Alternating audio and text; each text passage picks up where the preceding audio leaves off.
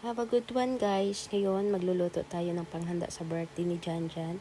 At yan, itong niluluto natin, ito yung cassava cake. Ayan, hinahalo na natin itong lahat ng ingredients. At after nito guys, na ma-mix natin lahat itong ingredients, ibibake lang natin ito ng 1 hour.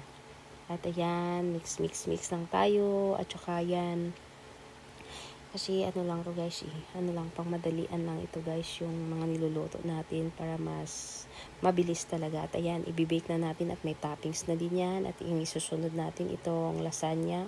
At ayan, luto na yung cassava cake. At ayan, magagawa na tayo ng sauce para sa lasagna. At ito namang lasagna, ibibake lang din natin ito ng 15 to 30 minutes. Sandali lang ito guys at maluluto na dito agad kasi pinipriko ko na yan lahat. Ayan guys. At saka yan, ibibinibake na natin itong lasagna yan. 15 to 30 minutes lang yan ibibake guys. At ayan, after nito, yung beef stir fry naman with broccoli. Ayan, luto na ito guys. At saka after nito, ito namang Coca-Cola chicken wings na ipapry lang natin ito back to back ng 5 minutes at ihaloan natin ng titimplahan at saka yung main ingredients na coke, ihahalo na natin din ito.